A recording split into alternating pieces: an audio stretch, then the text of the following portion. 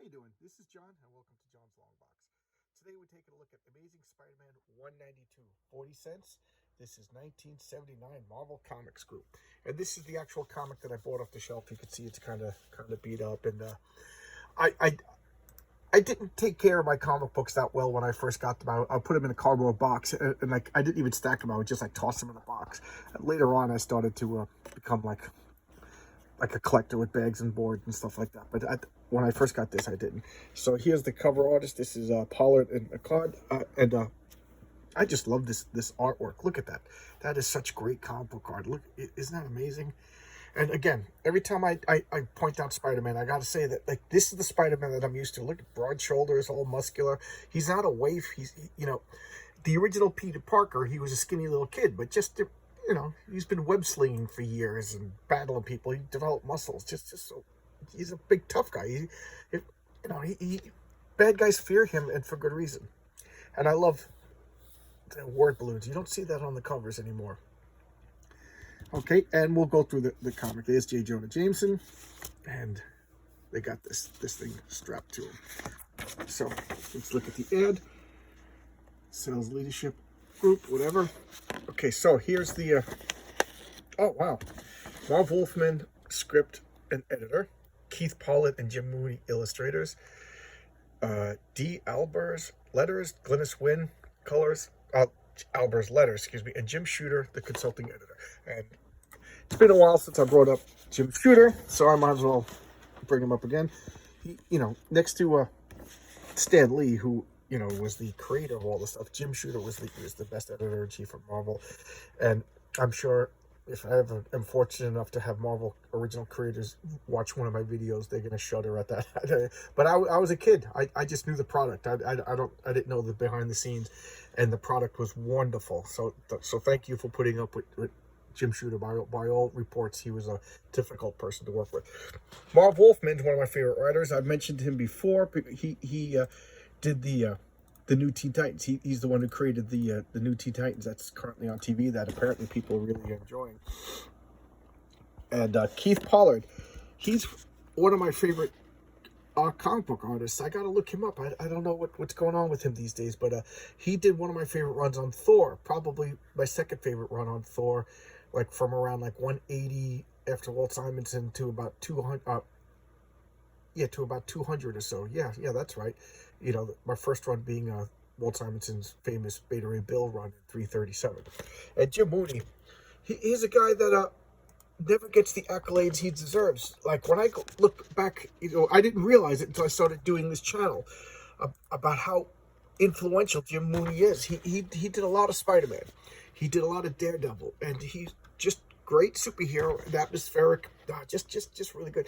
That Spider-Man, Peter Parker Spectacular Spider-Man with Carrigan, Dr. Miles Warren's defective clone. Oh my God, the artwork in that is amazing. And he also did, that's gonna drive me out. I'll be quiet because I can't remember exactly what he did. But look at this. So here we are. Story's already beginning. Oh, let's look at the indicia, even though I already know the year, 1979.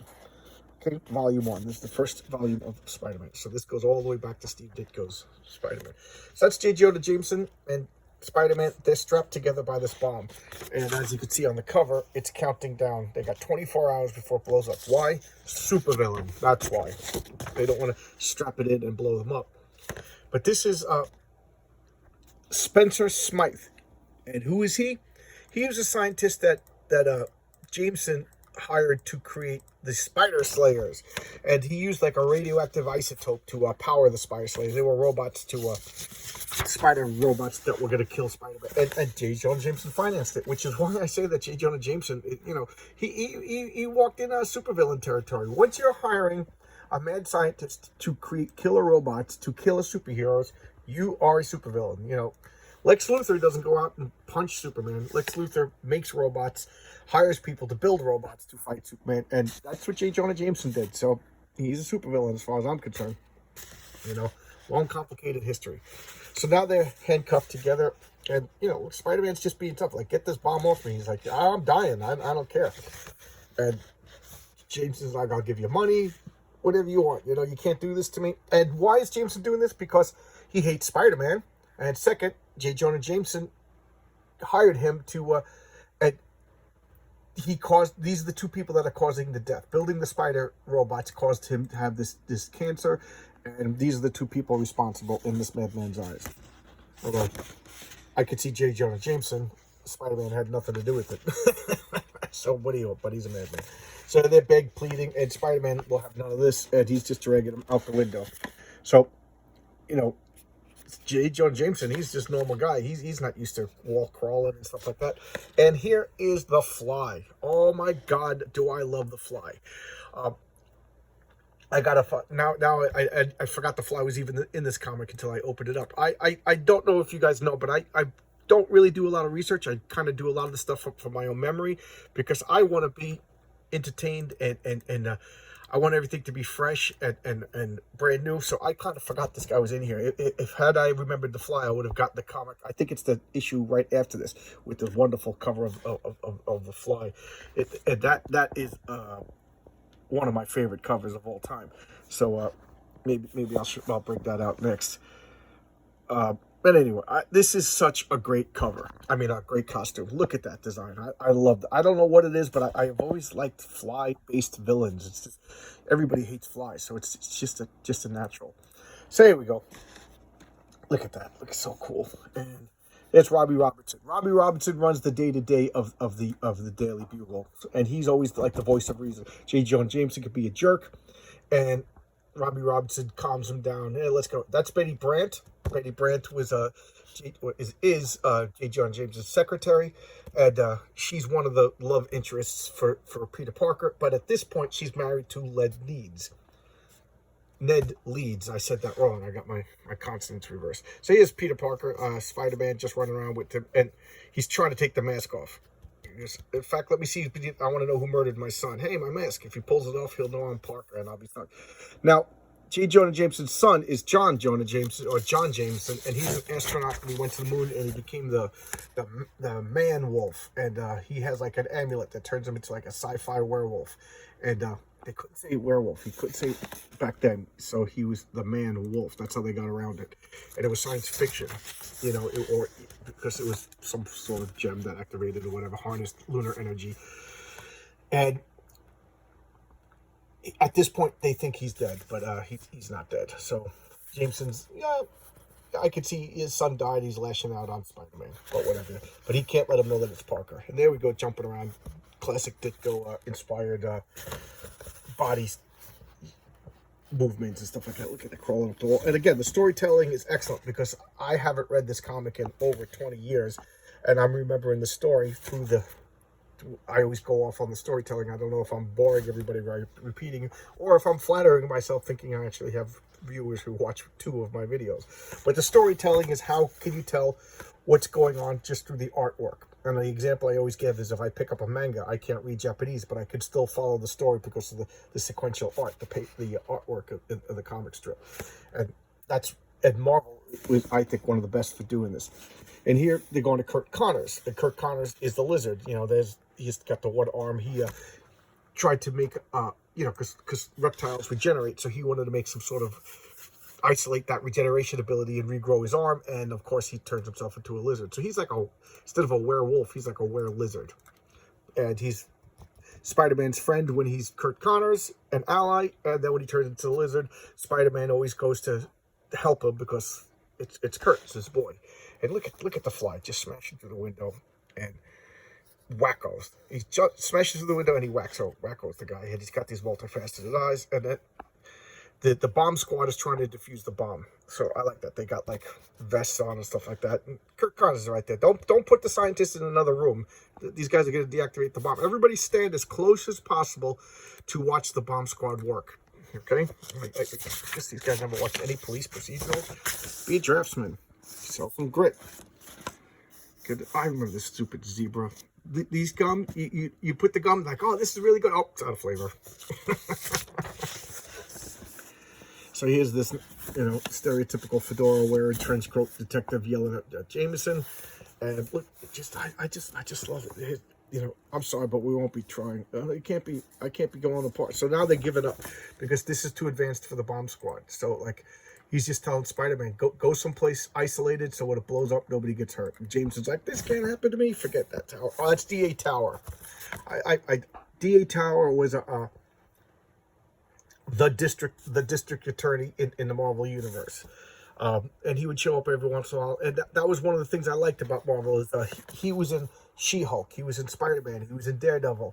You know, it was just like Jim Shooter kept continuity pretty tight. So when you needed the district attorney, D.A. Tower would show up. You know, it was pretty cool. It kept the illusion of a Marvel universe. So here's a Harry Osborn. That's Liz Allen, who looks exactly like the girl who played her. You know, the Vulture's daughter in the Spider-Man movie. Isn't it amazing? Amazing resemblance. It's amazing. And I think that's Ned Lee. Oh no, that's Flash Thompson. Who, you know, they become friends. And I forget he went to Vietnam and he came back with the Vietnamese wife. I can't remember her name. And that's Betty Brant. So these are all Spider-Man's, Peter Parker's friends, because they're going to throw a party for him because Peter's going to graduate college, but they don't know that Peter's 1 credit short. Ironically, out of all the things, Peter didn't get a phys ed credit, so he's 1 class short. He's got to take a phys ed credit. Can you imagine that? Spider-Man doing bad in physical activities. There's Mary Jane. They broke up. Peter proposed to her. She turned him down. They broke up. But Peter said, let's go on a date. Let's talk about old times. She said yes. And true Peter Parker, Spider-Man fashion, he stands her up. Why? Because he's handcuffed to J. Jonah Jameson in a bomb. So she just assumes that the phone ringing, or what if Peter. And here he is flipping around with J. Jonah Jameson. Surprised he's not puking. Look at flagpoles. That's such a comic book trope that you grab this. First off, when was the last time you saw a flagpole? Second off, can you even imagine for a second that they would support your weight, much less weight of a guy jumping, much less a guy carrying another guy? Such a comic book fantasy. I love that. That's just the danger sense, spider sense is tingling. And what we got here? Marvel Pandemonium. Oh, these are posters. These are posters. Look what a penny could buy. What could a penny buy? What could a penny buy? What are these? Oh, magnet traction card. Okay, that's cool. Maybe you could buy that. So the spider sense was tingling, and my memory was that Jameson was going to try to take his mask off, but it's not. It's the fly attacking again. Bzzz, Spider-Man Annual number 10. I was wondering if you remember, James. After all, you created it. Oh, so Jameson created the Fly too. Yeah, Jameson's a supervillain, man. He's creating the Fly. He's Spider Slayers. Just here he comes landing down. Spider-Man. So I always love that. Spider-Man is, I just hit the phone. I love that. Spider-Man is always behind the 8 ball. He's always kind of screwed in a fight. So now he has to fight the Fly, which really is kind of in the same class as Spider-Man. I mean, he's got the proportional strength of a Fly, which sounds goofy, but that's pretty tough too. And he could fly, and he has like this vibrational, you'll see it in the next page. And Spider-Man, he can't fly, and he's handcuffed. He's handcuffed to Jameson. So so what does he do? He's getting out of here. You know, he's not going to win this fight. And of course, the Fly could catch up to him. And look at that, good punch. I love Keith Pollard. I just think he's Keith Pollard. Why can't I speak today? I talk all day long. I'm a chatterbox all day at work. Turn on this camera, and I'm a fumbling buffoon. So walk, he hits the Fly, and then you see he can vibrate the wings, and he makes like a vibro blast, an ultrasonic backlash. So, you know, if he wasn't handicapped by having Jameson handcuffed to him, you know, this would be a good fight, you know. And look at that. But because of his vision, he could see behind him, so he just punches him right in the head. I always love that. I love that. And then the Fly is just pounding him, and Jameson's getting hurt too. Now, Spider-Man doesn't have much love for Jameson, but he's a good guy, and he's not going to let Jameson get beat up. So here he is. I have the proportional strength of a Fly. Let's go swat yourself, Chuckles. And that's always underrated. Spider-Man, you know, he gives it a good talk. He gives you zingers. And why does he do that? Because he tries to piss off everybody he's fighting for 2 reasons. It keeps the other person off balance, and second, you taunt the villain, and the villain comes after you.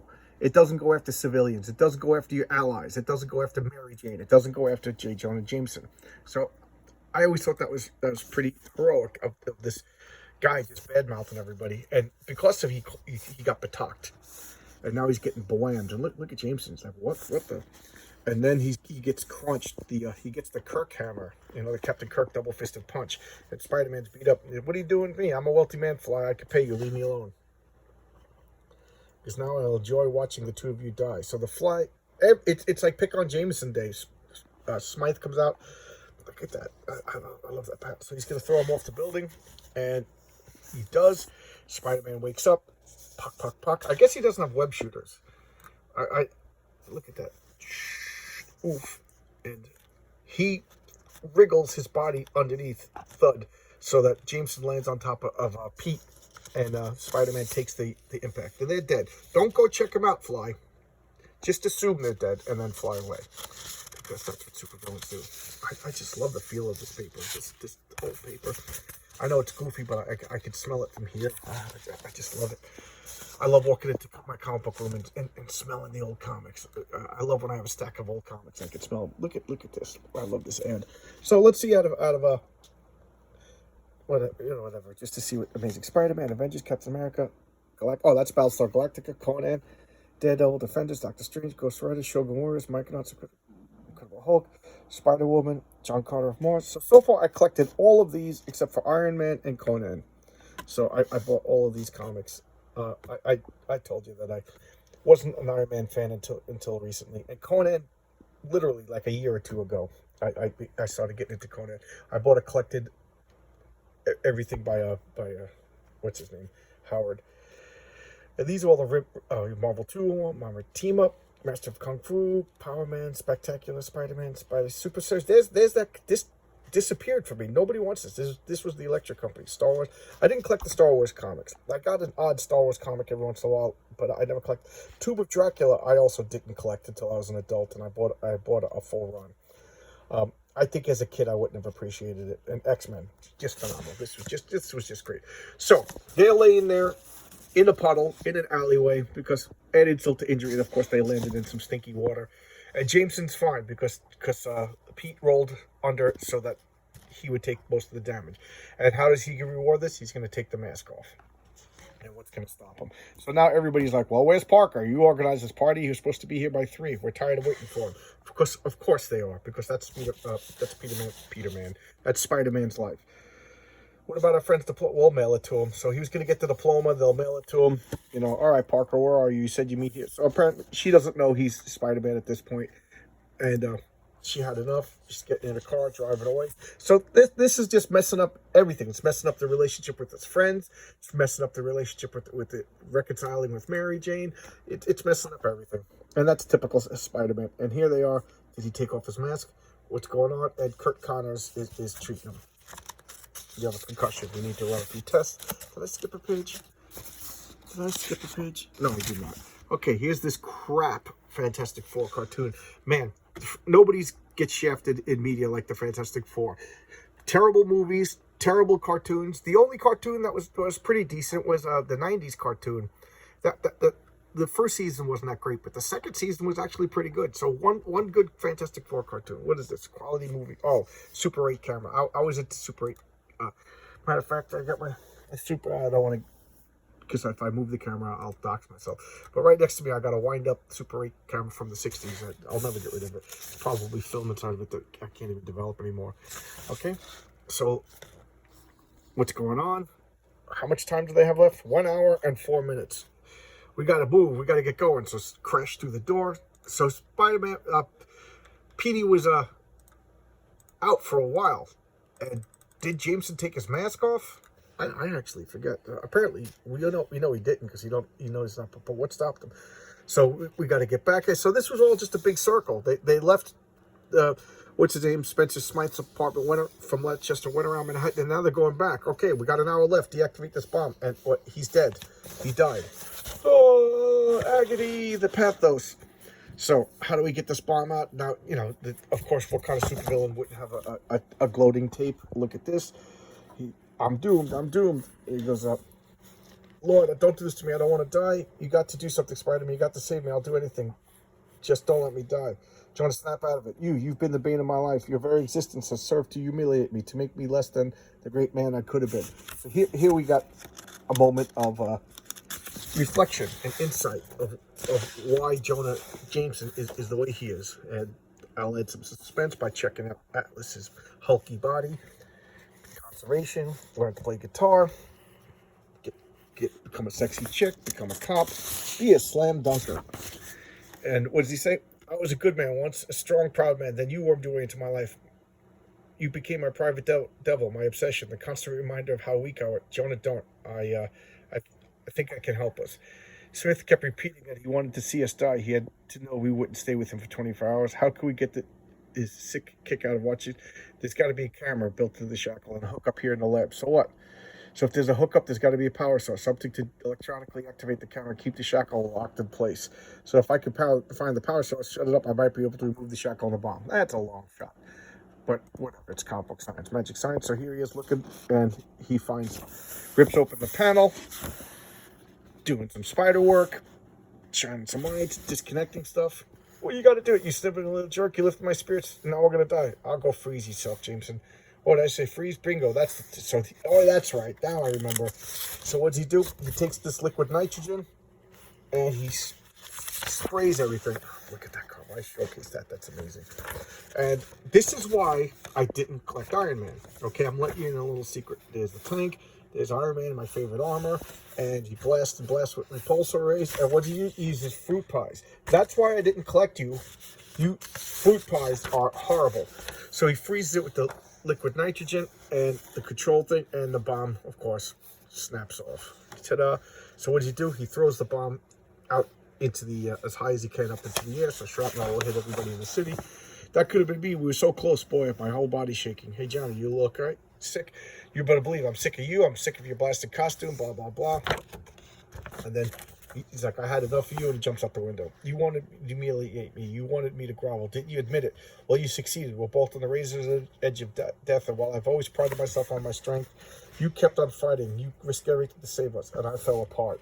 You've seen me make a fool of myself. Now you know I'm not half the man you are. And for that reason, I've got to drag you down to the gutter, because I can't live with anyone knowing that the lion of publishing, the great benefactor of the little people, that heaven help me, that J. Jonah Jameson is actually just a weak, ordinary man. And there you go. That's why Jameson has always been out to destroy Spider-Man, because he reminds him of what he can't be. So I love that. This is a good comic. I love this as a kid. I don't know, the art is wonderful, the storytelling is wonderful. Like I followed it without reading it, and then the next issue, the great cover of The Fly. I should have showcased that whatever, I don't know why I stopped at this one. So good. This whole run from like 185 to around 200, just a great run of Spider-Man. It's so good. I can't recommend it enough. It brings good memories.